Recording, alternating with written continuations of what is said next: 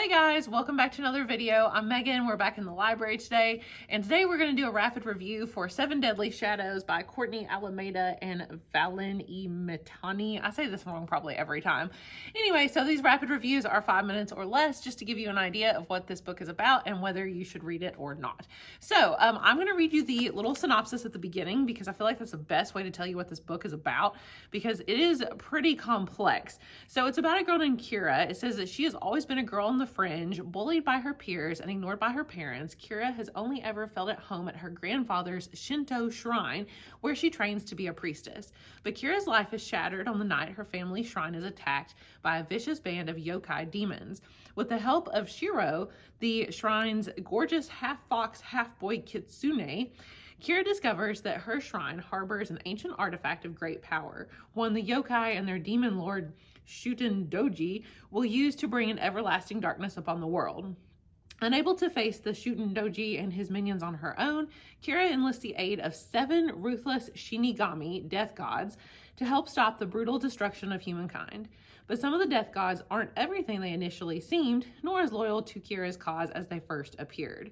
With war drawing nearer by the day, Kira realizes that if this unlikely band of heroes is going to survive, they're going to have to learn to work together, confront their own demons, and rise as one to face an army of unimaginable evil.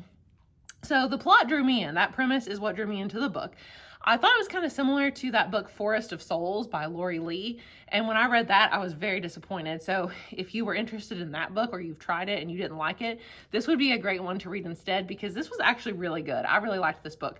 So one of the things that I thought stood out about this book that I think that you would like as well is the fact that both these authors went to Japan and actually did very thorough research about Japanese culture to be able to write this book. And it is very clear, very evident in the fact that they literally even have to have a glossary at the end of the book, a little index back here that tells you definitions of all of these words. It's almost to the point that sometimes it's a little confusing, and I kind of skimmed over some of the Japanese words because there was just so much. But there are a lot of times where they even give you, like, I've actually turned down a page here to give you an example where they say that they were approached by a food trolley while they were on this train. They were given a bento box specifically for train riders. She says, I chose ekibin, I don't know how to say these words, containing artfully arranged rice, sauteed salmon, a tomogayaki, I don't know how to say that either, omelet, and vegetables. Pink and white tofu flowers accent the meal, making it almost too pretty to eat. So there's a lot of little details like that that I feel like they would only know because they went to Japan. Another thing I really like about this book is it's not first person point of view, because I know there are so many young adult books that are always first person, and I don't know why, but I really prefer third person point of view. So perhaps that would be something that you would enjoy as well. It's also, of course, breakneck speed. I mean, it's pretty short. You can see how long it is here, like 300 and some pages, and it's a young adult novel. It's a standalone, so of course everything's got to happen pretty quickly, but it is just, I mean, there's just so much plot. It's all plot, honestly. You don't really get to care about the characters very much, but it doesn't matter because the plot's so good that that's all I really cared about anyway. That's what I was reading for. I liked the romance in it. There is a little bit of a romance, but it's like it's already sort of there. It's not like she meets a new person. The romance is really already there and just kind of builds up a little bit more as you go on. So I really like that aspect of it.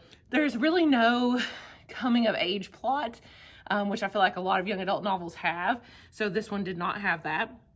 There's very realistic dialogue. Like at one point she talks to her parents, and just the way they interact with each other sounds exactly like a teenage girl would probably interact with her parents. It's not fakey or cheesy or like she's, you know, it just doesn't sound like a character in a book. It honestly just sounds really realistic. Like it said, oh, the mom, you know, was shocked about something and put her hand on the back of her mouth. And I was like, you know, I would do that in that circumstance. Like, that's a good reaction to have. And finally, I do really like the main character, although it's been a little while since I finished reading this book. And honestly, unless I had just read that description just now, I could not have remembered her name. So like I said, it's not very character driven, but it is very plot driven. So I do highly recommend this if you are interested at all in Japanese culture.